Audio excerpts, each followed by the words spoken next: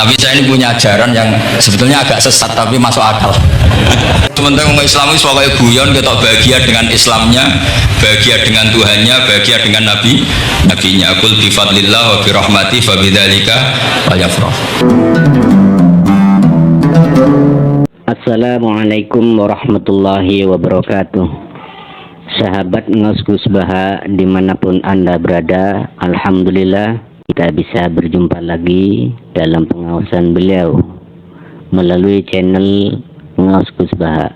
Mari kita kaji bersama-sama, semoga kita semua mendapatkan berkah dari Allah. Assalamualaikum warahmatullahi wabarakatuh. Bismillahirrahmanirrahim. Tabarakalladzi nazzalal furqana ala 'abdihi liyakuna lil 'alamin nadhira. Allahumma shalli wa sallim ala sayyidina Maulana Muhammadin wa ala alihi wa sahbihi asma'in amma ba'du. Jadi kalau ada kiai dimintai saya ingin di surga sama engkau kiai, itu nggak boleh gratisan, harus fa'inni ala nafsika bikasratis sujud. Tapi saya ini punya ajaran yang sebetulnya agak sesat tapi masuk akal. Ini saya mohon, karena saya memang punya bapak seneng guyon, punya Mbah Mun kiai saya juga seneng guyon. Karena beliau katanya gini, nak kiai ra guyon kok dianggap gak bahagia ya. Sake panitia dikira kurang sangu dia katanya. Sehingga ajarannya beliau memang sementara orang Islam itu pokoknya guyon, kita bahagia dengan Islamnya, bahagia dengan Tuhannya, bahagia dengan Nabinya. Qul bi fadlillah wa bi rahmati fa bidzalika falyafrah. Lah bahagia paling gampang ekspresinya nggih guyon niku. Ngetokno di alpat dadak repot. Ngetokno di dhuwit akeh ya dadak repot. Nak guyon nak murah nggih. Itu beberapa sahabat itu saking cintanya Nabi, itu cara berpikir kayak teman saya itu sering nasihatin saya, Gus ojo soleh nemen-nemen kok nak ning swarga mari bareng Mbah Mun sungkan katanya. Jadi kalau terlalu soleh kan surganya sama guru-guru kita kan tidak enak itu. Kalian kalau di surga kan nggak kebayang mesti polanya kayak apa gitu. Lama punya istri tidak cantik, di sana apa? Cantik. Nah, itu kalau jejer guru kan sungkan gitu. Jadi makanya kata teman saya, soleh pas-pasan ya Gus, ben swarga ini nggak sama siapa? Mbah Mun katanya, sungkan katanya. Nah ternyata pikiran itu juga ada di sahabat. Ya Rasulullah, saya puas-puaskan melihat engkau di surga. Kenapa? Saya tidak mesti masuk surga, kalaupun di surga beda kelas dengan jenengan. Jadi para sahabat ya sadar, kalaupun di surga beda kelas dengan jenengan. Tapi pelajaran yang kita bisa terima adalah bahwa semuanya itu harus ada amal kita, sehingga Nabi ngendikan fa'inni ala nafsika bikasrotis sujud. Maka tolonglah saya untuk mengabulkan permintaan kamu dengan memperbanyak apa? Sujud. Saya akhir-akhir ini sering kampanye tentang sujud. Caranya gimana? Kata ulama, mentahbib ya, menyenangkan orang kepada Allah itu butuh bayinah. Bayinah itu logika yang kebenarannya itu cara Jawa itu jelas welo-welo, sangat jelas. Namanya al-bayinah. Saya ulang lagi ya, namanya apa? Al-bayinah. Sehingga dengan logika itu orang yang kafir saja menjadi mukmin, yang fasik menjadi soleh, yang soleh bila ilmin menjadi soleh bil ilmi atau bil hujjah. Itu yang disebut Allah, lam yakunil ladzina kafaru min ahlil kitabi wal musyrikina munfakina hatta ta'tiyahumul bayyinah. Siapa itu? Rasulun minallah yatlu suhufam mutahharah. Jadi kemampuan argumentatif itu yang harus kita bela-belain. Nah, bayinahnya apa? Bayinahnya begini. Bayinah itu satu argumentasi yang jelas begini. Ada seorang ekstremis itu, singkat cerita mau ngebom tempat-tempat maksiat. Yang maksiat ini orang-orang Islam juga. Tapi saya tidak nuduh sampean, pokoknya orang-orang Islam juga. Terus ditanya sama orang Islam moderat, andaikan mereka nanti mati dalam keadaan demikian, aina masiruhum, lalu mereka kemana? Ya ilanar, karena mati dalam keadaan maksiat. Terus ditanya sama yang moderat tadi, moderat soleh maksudnya, bukan moderat liberal, moderat soleh. Karena orang kadang salah paham, moderat itu pikirannya terus liberal, tidak moderat soleh. Terus kata si moderat tadi, akan ada dzalika muradan Nabi, apa umatnya masuk neraka itu yang diinginkan Nabi? Kaget si ekstremis tadi, kebetulan ini ekstremis yang masih mau mikir. Terus enggak, itu enggak yang digedaki Nabi. Kalau gitu ya jangan, kita tunggu tobatnya, kita proses bersama supaya mereka mau tobat. Karena dukhuluhum annar itu tidak muradan Nabi, tidak yang digedaki Nabi Muhammad SAW. Nah, cerita seperti ini tentu ada padanannya. Padanan itu artinya kias ya, kias dalam hadis sahih. Saya yakin hadis itu sahih. Kalaupun itu dhaif itu yata'ayyadu bi fatwal ulama, menjadi kuat karena banyak ulama yang fatwakan seperti itu. Saya pastikan itu diriwayatkan Qadiyat dalam kitab Asy-Syifa, juga diriwayatkan Ihya, juga diriwayatkan di Hayatus Sahabat. Di situ ada sekian sanad sing yuqawi ba'duhu ba'du. Kenapa ini saya utarakan? Karena di kota itu sanggerono hadis itu takokno sahih ta ora. Kadang sing takok ya ndak paham gitu. Maca kitab ra iso kok takok sahih ta ora. Yang ditanya juga aneh. Terus berusaha jawab. Padahal kadang ya ndak bisa juga jadi.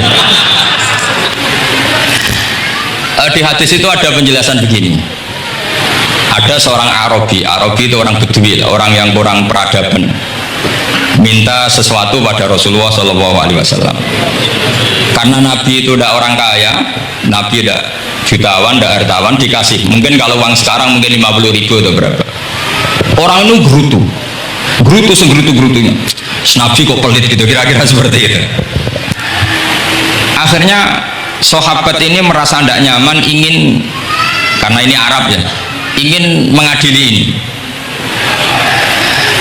Saya membahasakan mengadili itu ya ada Arabnya, karena kadang ada riwayat misalnya fahamma ayyadribuhu, nanti juga repot, ayaktuluhu juga repot. Makanya kalau ke Jawa itu kadang maknani bahasa Arab itu bingung, dan memang baik bingung daripada enggak bingung. Karena kalau yang enggak bingung itu keliru pede. Misalnya jika istri kamu agak rewel itu begini-begini gitu. Terus ada kalimat wadribuhun, maka pukul. Itu kalau orang nggak bingung langsung diterjemah mukul lah, nanti dilaporkan Komnas HAM gitu. Tapi kalau yang bingung itu akhirnya tatalluk mencari-cari. Ternyata di semua tafsir disebut dorban ghairu mubarrikin, yang mukul tapi yang tidak menyakiti.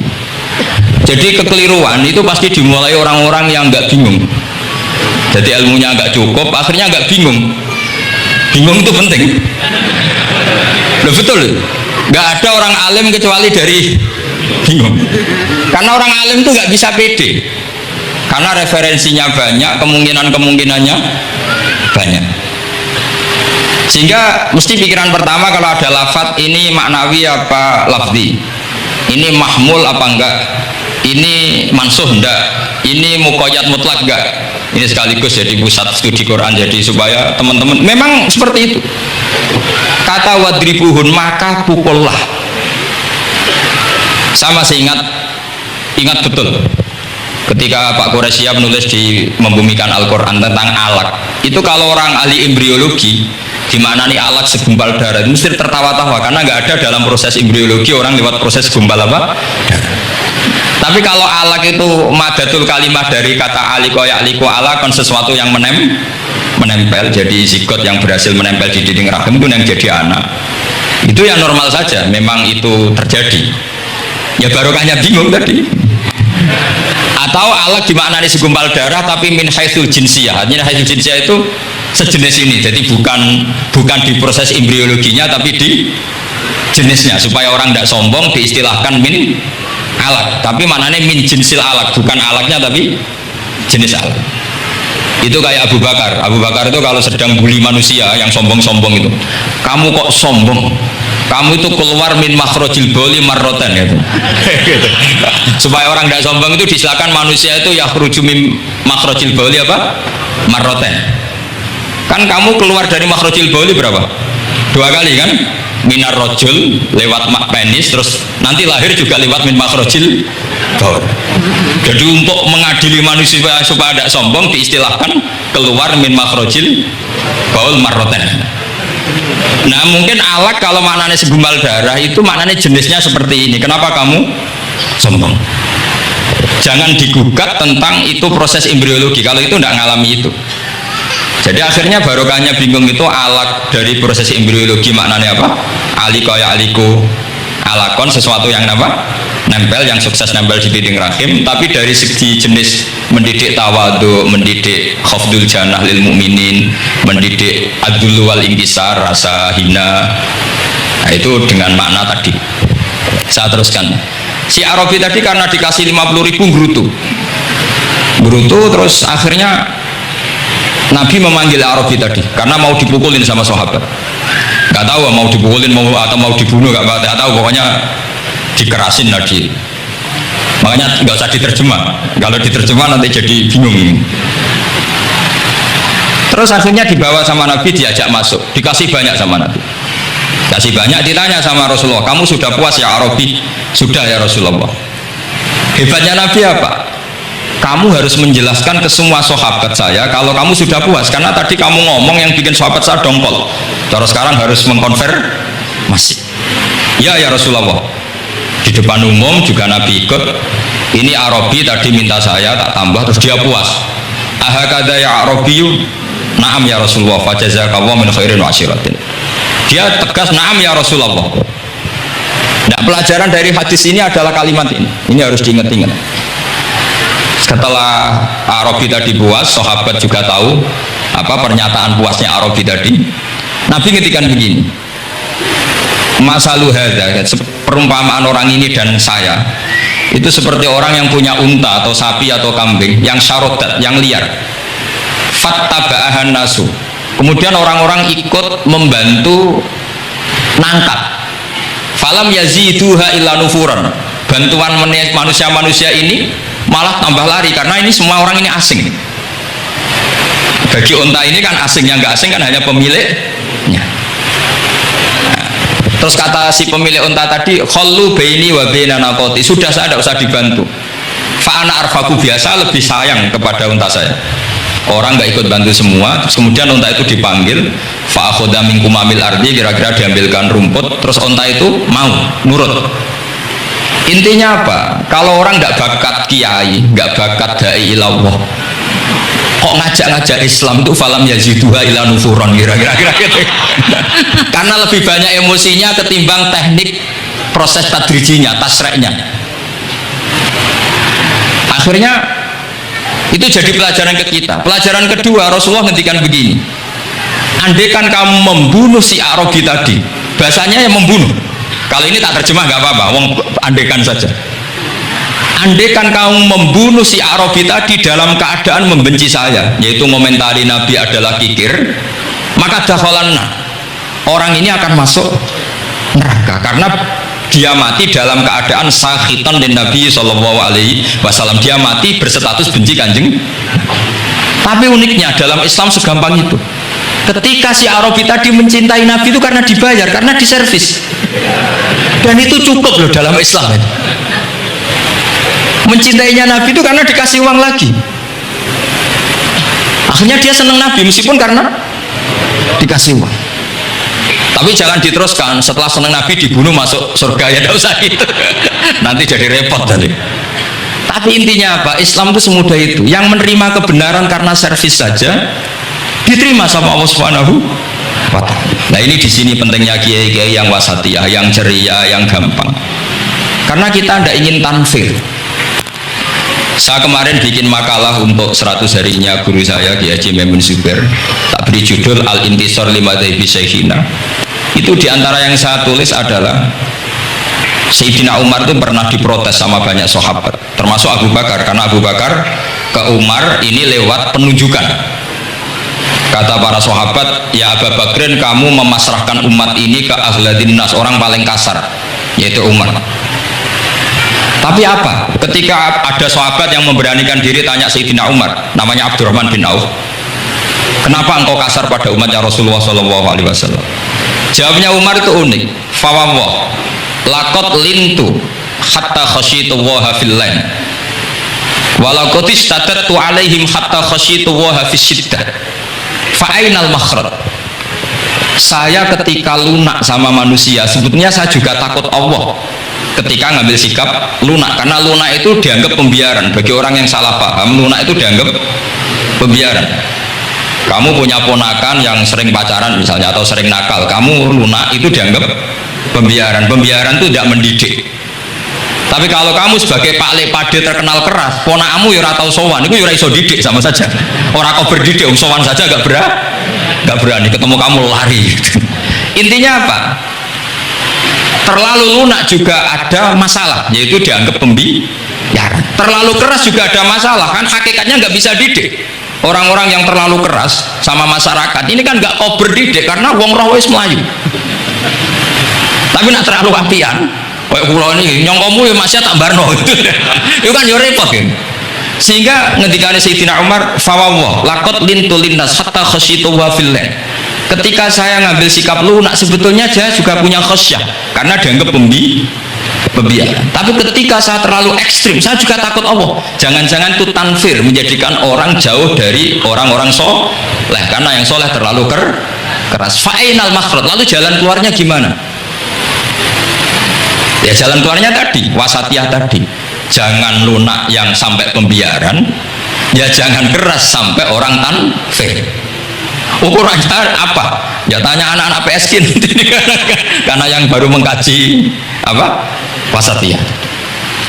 Jadi saya mohon referensi itu sebanyak-banyaknya, karena terus ada lagi saya punya cerita, ada seorang wali yang kalau doa itu agak neror Allah.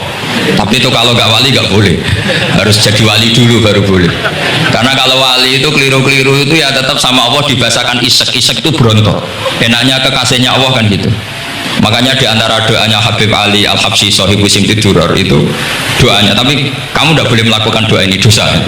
Kalau nggak wali dosa. Itu doanya gini. Waj'al sayyiati man ahbabta. Jadikan kesalahan saya itu kesalahan orang yang kau cintai. Jadi kamane cara Jawa wis kadung disayang, salah-salah wis bener gitu. Jadi waj'al sayyiati man ahbabta. Jadi kalau orang yang sudah super itu salahnya jadi apa? Tapi ya udah salah sampai kayak zina maling, itu parah itu gitu. Ada seorang wali doa di depan Rasulullah itu gini, ya Allah, jenengan punya dua pilihan. Jika jenengan menjadikan saya orang soleh, surah habibuka, maka kekasihmu ini akan senang. Dan yang susah itu musuh kamu, yaitu iblis, musuh engkau.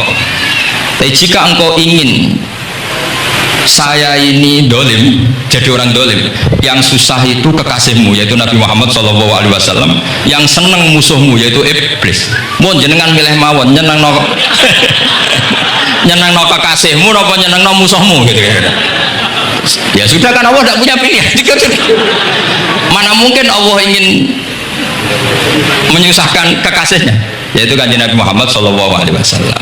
Sama, semua ulama tidak ingin umatnya Nabi matu khinal maksiyah, mati dalam keadaan maksiat. Maka kita berusaha semaksimal mungkin, semoga mereka tobat. Semua Quran itu la'allahum yarji'un, la'allahum yantahun, diharapkan mereka Allah yang Tuhan saja, yang al-ghaniyul mutlak, Allah yang al-jabbar al-qahhar saja sama orang-orang yang asrafu ala anfusi masih dipanggil-panggil wa anibu ila rabbikum wa aslimu lah. Allah yang Tuhan saja memanggil yang sedang di luar dipanggil masuk. Masa kita gara-gara soleh yang over, yang sudah di dalam mau dikeluarin? Itu kan apa-apaan itu. Makanya ini pasti tak dukung Islam Wasatiyah. Jadi saya dukung itu bihujjat ini, bukan karena saya hormat Pak Kores orang sepuh, itu enggak. Memang bihujjat ini. Kalau soal dukung karena orang sepuh itu etika, apa? Etika tentu saya lakukan, itu pasti saya lakukan karena itu etika. Tapi lebih dari itu karena bihujjatin wadihah, bihujjatin bayyinah. Memang logikanya seperti itu. Allah yang Tuhan saja selalu memanggil yang luar dimasukkan ke dalam. Masa yang sudah di dalam dikeluarkan?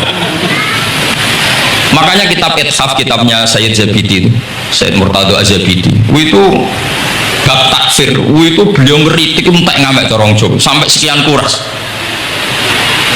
Sampai beliau mengutip fa'innal imama la ayyukhti'a fil afi khairun min ayyukhti'a fil uqubah. Kowe de keputusan salah nyepuro luwih apik timbang salah nyekso. Nyepuro salah tetap bener. Tapi nak nyekso bener ora mesti bener. Fa innal imam la yukhti'a fil afi khairun min yukhti'a fil uqubah. Sehingga beliau terus hampir sekian kuras. Coba hadis di Muslim, di Sahih Muslim itu Usamah ya. Kalau di Sahih Muslim itu rawinya disebut Usamah bin Zaid. Tapi di beberapa riwayat ada yang menyebut itu tidak Usamah. Sehingga banyak syarih mengatakan itu ta'addudul waqi'ah. Memang kejadiannya dialami sekian sahabat. Itu ada perang gitu, ketika musuhnya terdesak. Padahal musuh ini sudah memotong sekian tangan sahabat. Ada yang sudah pernah baca sahabat. Ketika terdesak dia mengatakan la ilaha illallah Muhammadur. Singkat cerita oleh Usamah tetap ditusuk sampai mati. Tapi sama Rasulullah ketika lapor, kamu membunuh setelah mengucapkan la ilaha illallah ya Usamah? Iya. Tapi innama qolaha muta'awwidan, dia mengatakan kalimat itu karena muta'awwidan, nyari perlindungan saja. Afala syaqaqta an batni, afala syaqaqta an qalbi. Sudah kamu lihat di dadanya. Kalau dia betul-betul ngomong karena muta'awwidan, jangan-jangan karena iman betul. Terus memangnya ketika kamu iman, orang-orang sahabat itu rata-rata kan pernah kafir. Memangnya ketika kamu iman tak curigai kan enggak gitu. Langsung saya terima, kenapa ini main curiga kira-kira. Sampai seperti itu saktinya kalimat la ilaha.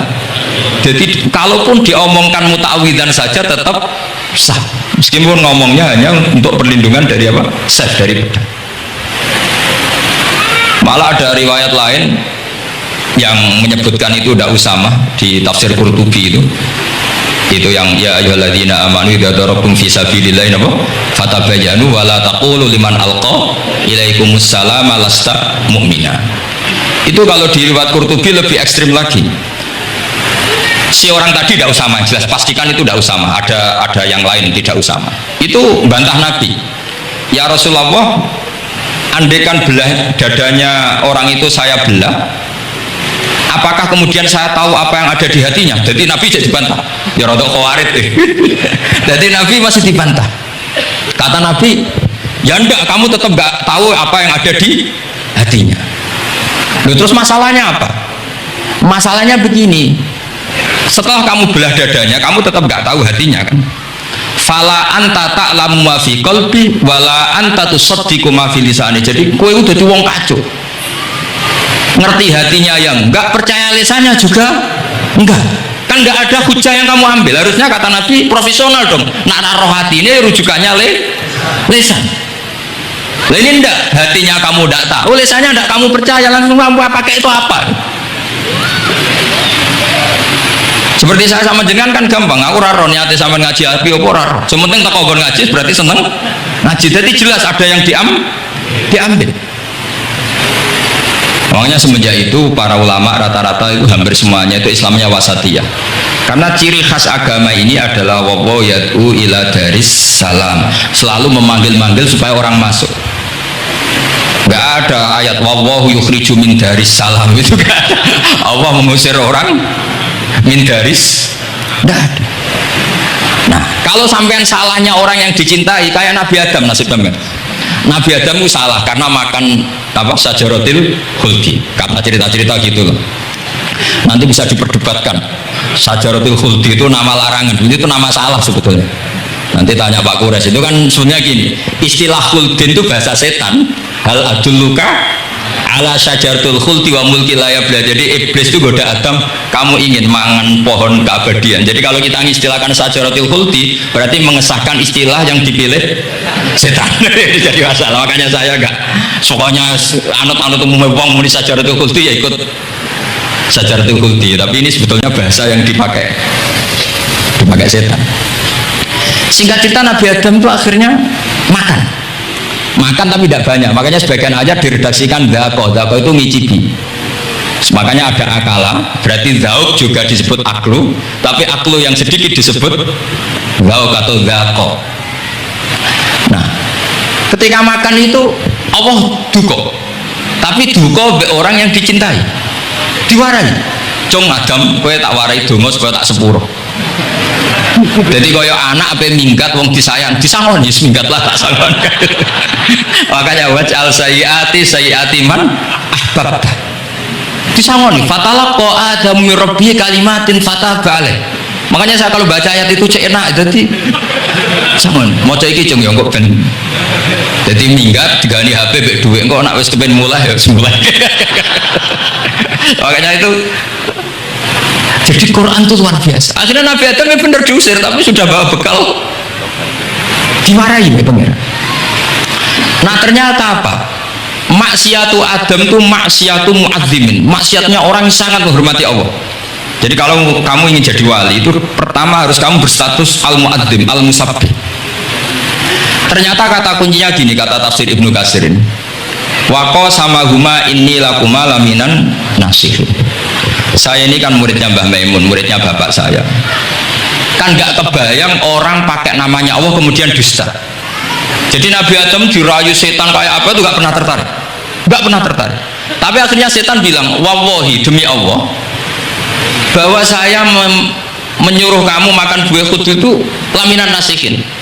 Wallahi, pakai kata wallahi. Terus Allah ya sudah merevisi larangan itu, sekarang sudah bilang boleh.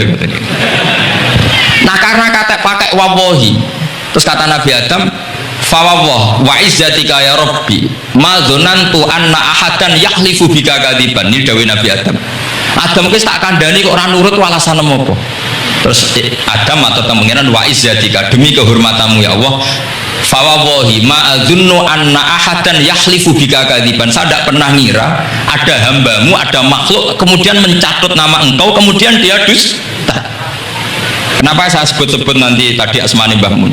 Andai kan saya punya teman biasa bodoni saya, biasa bodoni saya, nipu saya, terus bilang gini, Gus Bah, jangan ditimbali Mbah Mun, dan dia sumpah, kira-kira tak pikir apa enggak? Enggak, pasti saya langsung meskipun ya dibodoni. Karena saking wibawanya Mbah Mun, sehingga saya tidak ngecek lagi orang ini bohong apa tidak. Nah, Nabi Adam saking wibawanya Allah di hatinya Nabi Adam, kita sebut wallahi. Allah sekarang ngalalkan itu, sudah tidak pikir panjang, karena dia tidak pernah ngira ada orang mencatat nama Allah kemudian dia dusta. Seperti di dunia santri misalnya ada yang dipanggil Habib Ali, masuk disumpah sih tenang tau ora. Oh itu mesti teman yang biasa bodoni sampean lah, mesti langsung sangat takutnya kan gitu. Sampean takut istri dibilangi teman, bojomu nelpon, wah terulang. Itu mesti tidak dikonfirmasi lagi itu, saking takutnya itu.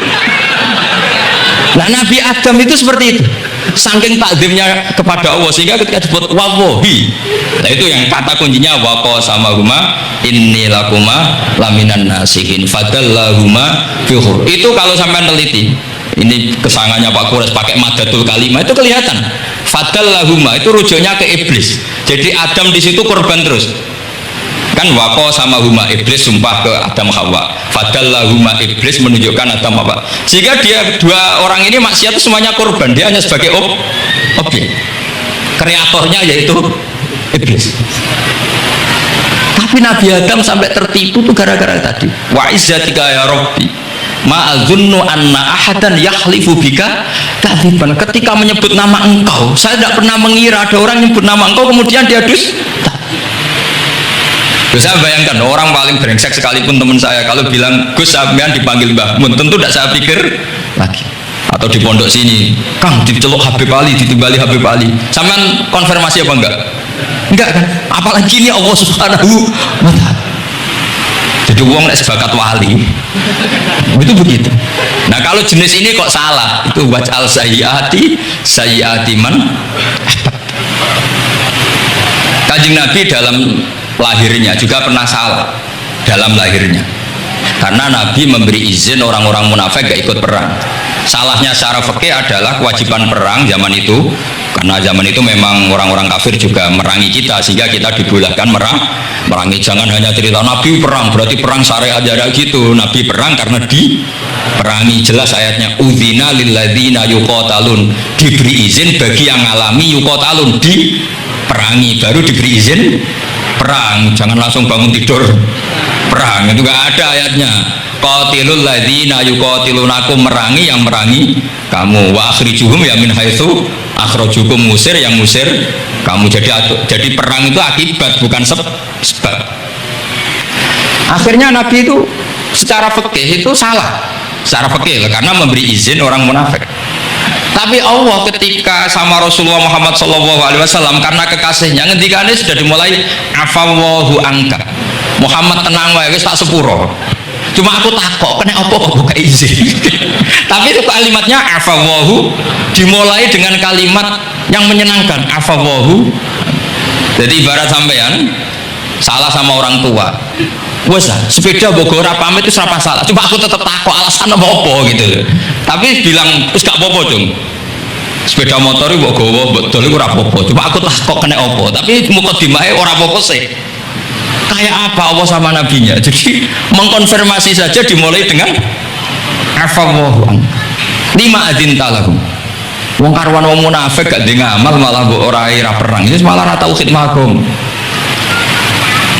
Jadi makanya terus orang-orang soleh kalau berdoa apa? Waj'al sayyiati man ahbabta. Ya Allah, jadikan kesalahan saya adalah kesalahan yang orang yang kau cinta. Nah, yang paling dicintai Allah tentu umat Rasulullah Shallallahu Alaihi Wasallam. Saya tak beri ijazah. Kali ini tak ijazahkan nggak apa-apa, karena ini hadis sahih musalsal. Umatnya Nabi kok gak enak bi. Kontrak ebek pangeran sebelum salah itu sudah ada kontrak. Makanya Nabi itu ngendikannya bangga sekali.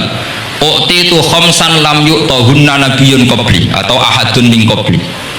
Saya diberi 5 hal hadiah sama Allah yang umat sebelumku, nabi sebelumku tidak diberi hadiah itu. Di antara hadiah itu terbesar adalah wa'u'titu khawatimah suratil Baqarah. Saya diberi hadiah akhir dari surat Baqarah. Oh, ada hadiah gimana?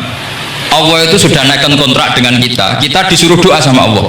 Rabbana la tu'akhidna in nasina wa akhtana. Ya Allah, suatu saat saya salah. Padahal kita pasti salah. Suatu saat Gusti ya. Suatu saat kita salah. Jangan kasih sanksi loh. Oke, mau oke. Itu kok udah enak gimana?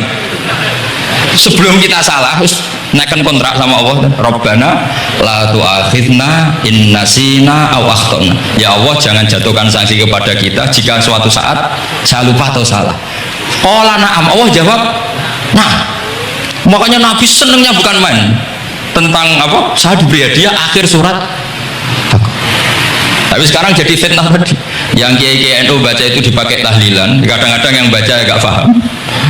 Yang kritik juga gak paham. Jadi ya sudah innalillahi wa inna ilaihi raji'un. Sebetulnya itu diabadikan di tahlil itu karena itu surat yang luar. Tapi sebagian yang baca gak paham sehingga ya dingin saja nggak paham. Tapi kalau kita yang paham itu luar biasa. Wong belum salah sudah ada perjanjian la tu'akhidna in nasina aw akhtana. Sama Allah dijawab, nah, yo umat nak salah orang langsung tak siksa. Aman. Maksudnya dindain tobatnya aja terus salah terus. Kayak apa? Makanya beda. Nabi itu begitu bangganya dengan surat akhir surat apa? Terus tafsir kedua, umat ini adalah umat yang sifat Allah itu selalu aktif dan dua-duanya aktif. Ini perlu saya sampaikan berkali-kali, dua-duanya aktif. Jika orang soleh itu nggak boleh mengadili orang dolim, itu umatnya Rasulullah Shallallahu Alaihi Wasallam. Begini logikanya ya. Pernah ada cerita, ada orang soleh sedang sujud, diinjek sama orang fasik, al-asi lah orang fasik.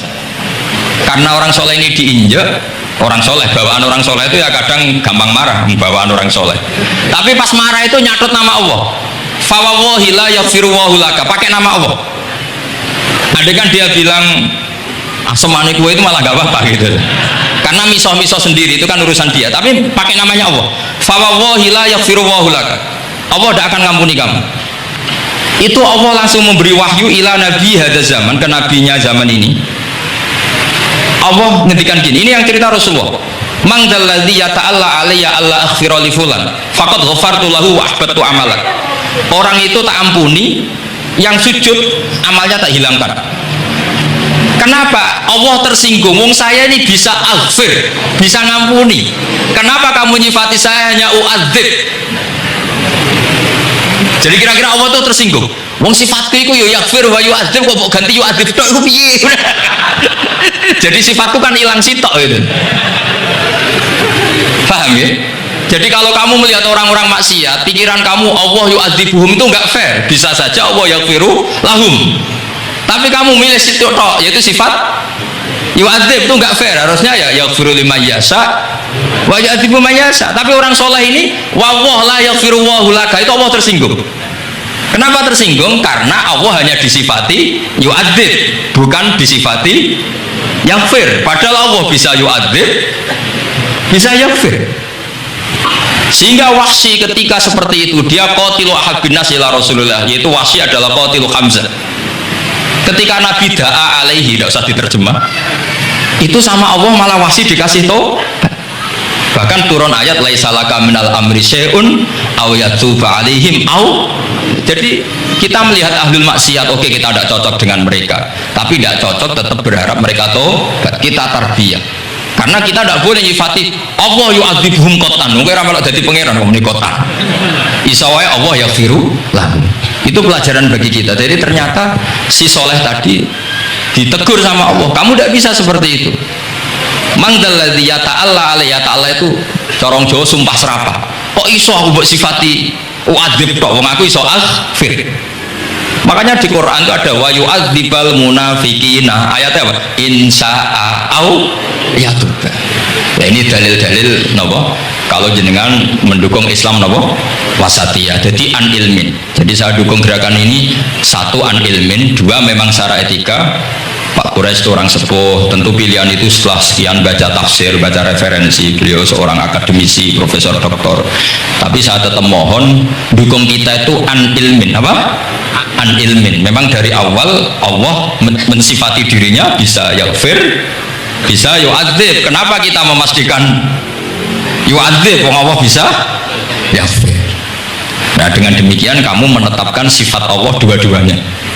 Jadi yang soleh ya tetap khawatir jangan-jangan ada masalah, yang fasik pun tetap ada harapan. Makanya masyhur dawuh Sayyidina Ali yang dikutip hampir semua ulama, apa? Ala unabbiukum fil faqih ulal faqih. Apa perlu saya ceritakan siapa yang ahli fikih sebenarnya? Apa kata Sayyidina Ali? Sebagian orang malah memarfukan ini ke Rasulullah SAW. Kalaupun ini tidak hadis marfu, dawuh Sayyidina Ali pasti tercermin dari keinginan Rasulullah SAW. Ketika Nabi ditanya siapa itu al-faqih wal al-faqih atau Sayyidina Ali, malam yuknitin nas min rahmatillah walam yu'amminhum min makrillah. Apapun kondisinya orang, jangan putus asakan dari rahmatnya. Sehingga Nabi itu pernah sangat serius ngadepi orang-orang fasik. Tapi setelah dimultazam sama Allah ditegur, kalau kamu begitu rahmat saya kata Allah kamu batasi. Semenjak itu Nabi terus rileks. Dan Nabi kalau ibadah itu mesti milih yang paling gampang.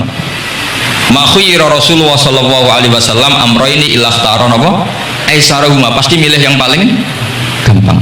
Termasuk Nabi unik itu tofa rokiban. Semua sahabat itu tofu musyatan, semua tawaf secara jalan. Tapi Nabi tofa rokiban. Sehingga kata ulama-ulama usul fikih, afdal mana? Ya afdal tawaf secara jalan, karena al-ajub biqadri tak. Tapi untuk Nabi itu afdal tofa rokiban. Kenapa? Karena Nabi adalah muallimul ummah, pengajar umat. Kalau Nabi tidak tofa rokiban, maka orang akan bilang syarat sahnya tawaf harus jalan. Barokahnya Nabi naik unta, orang mengesahkan tawaf secara rokiban. Habis saiki keterusan jangan nom-nom do nganggo skuter kok teletabis. Niku lho ya ora cocok. Mbok nak sing sepo-sepo itu cara kula berlebihan dah. Meskipun sah tapi kula nganti risih. Buan terbenturan yang disai itu. Boyo itibak Nabi itu paling enggak ya kesamaan sepuhnya atau apa Nabi kan. Ini ndak, sementing sah apa? Wah repot ya.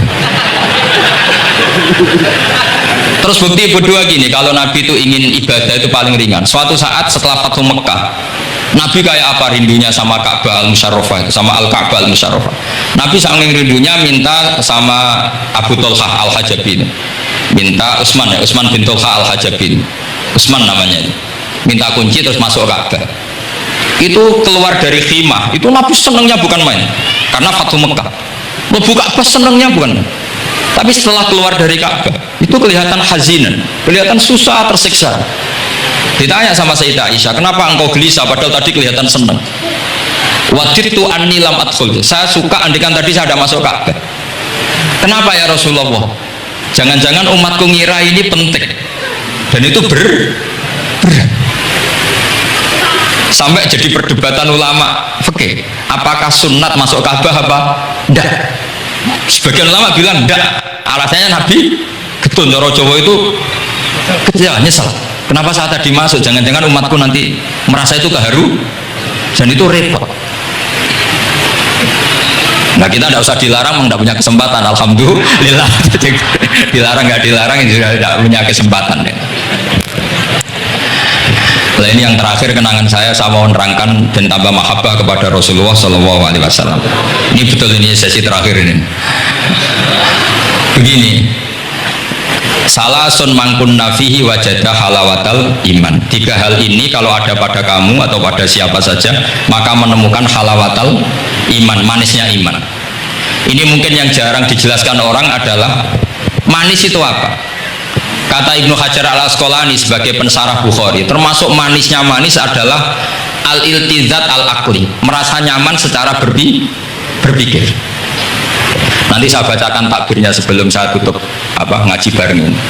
Begini misalnya, kita ngikuti Nabi Muhammad SAW.